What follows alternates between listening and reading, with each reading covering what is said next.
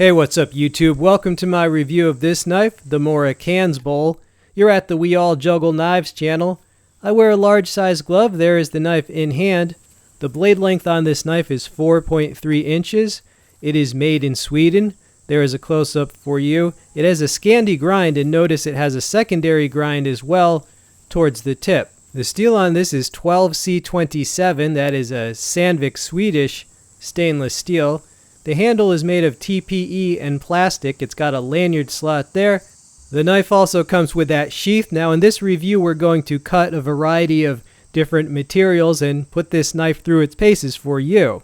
First up, we got some hanger steak from the farmer's market. So if you need to use your outdoors knife to cut up your food or at the camp kitchen, or perhaps you hunted or you trapped an animal for your survival, for your sustenance, this thing can slice through organic matter pretty well, definitely.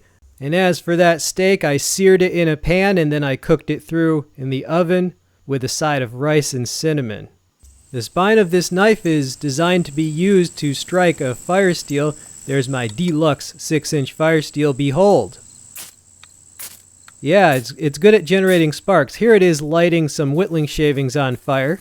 Yeah, this is a big difference between the Mora Bushcraft models like this one versus the Mora models that are more made for workers. Those typically don't have the spine that's a striker, right? So this is very useful in the out of doors.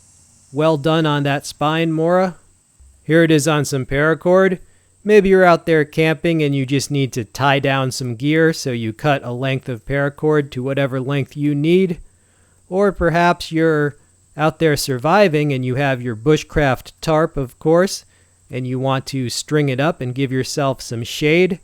Now the current price on this knife is about $35. I will include a link if you want to pick one up down in the text description box underneath this video. Alright, so as you can see, paracord, no problem for such a sharp blade. Next up, drawing it down a piece of fairly dry and fairly tough firewood and carving perhaps a pointy stick. Yes. Now, as many of you know, the quality and value of Mora knives for the price is very good. Those Swedes make some good blades is all I'm saying. Alright, so you see me doing a little finer whittling type work there. Let's talk about that secondary grind right there towards the tip. So what does that accomplish? Well, basically, you know, this is a Scandi grind, right? And so just behind the edge, it's fairly thin.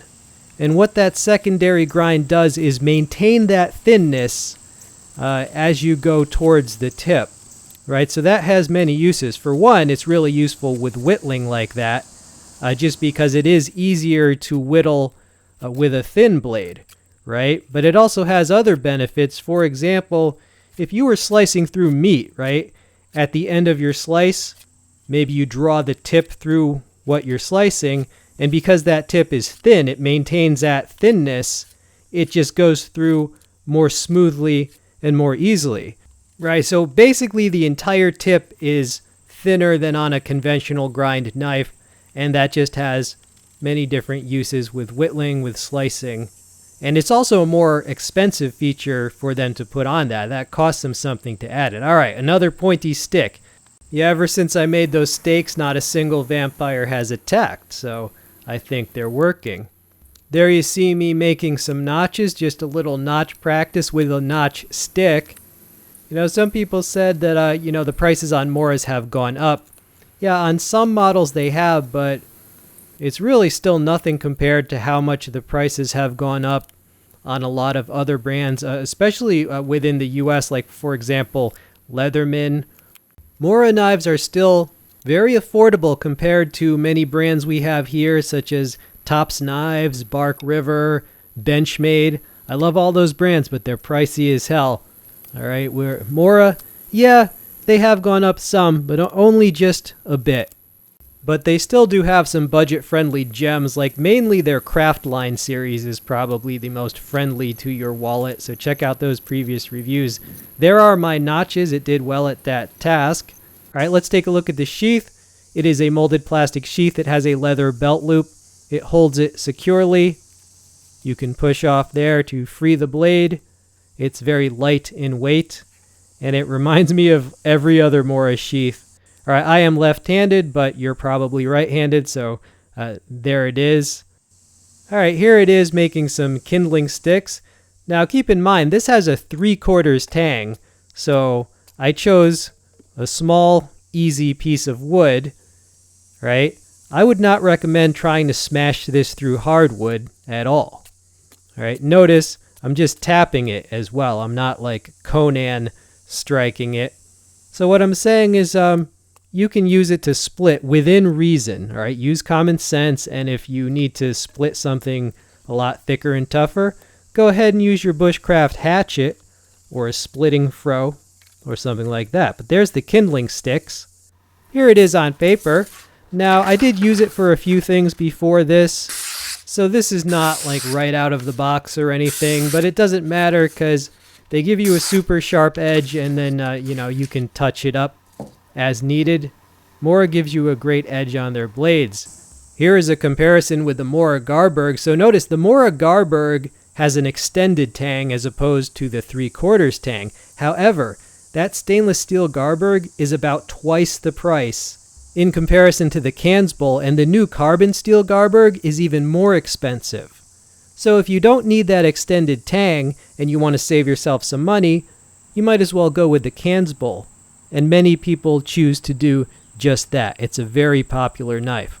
Here's another comparison with the last 3 Mora knives I've reviewed, right? We've got the Kansbol, the Craftline Q510, the Craftline Robust, and the Craftline 511 Basic, right? So as you can see, the Kansbol, a larger knife, a longer handle, a longer blade, and like I said, the spine can strike a fire steel.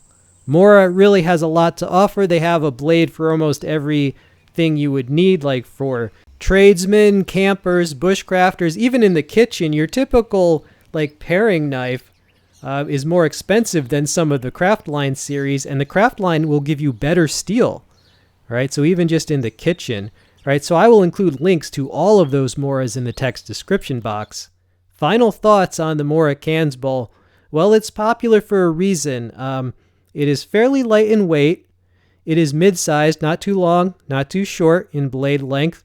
Scandi grind makes it a wicked slicer. That secondary grind makes it even better. The handle is extremely comfortable, and the lack of a pronounced guard is good because then it does not get in the way of many different bushcraft cuts and even just cuts in the kitchen. I definitely feel like I've gotten my money's worth with this item. All right, I hope you enjoyed this video. If you like videos like this where the video maker gives you information about an item as they demonstrate some of its uses, feel free to subscribe if you haven't already done so. All right, and if you want to help out the channel, do your normal shopping through the links provided in the text description box below the video. I know Mora fans, we always have that next Mora that we want to add to our toolbox of Moras. So buy your next Mora through one of those links, or you might see something you didn't know existed. Go ahead and check those out. All right, this has been We All Juggle Knives. I'm out.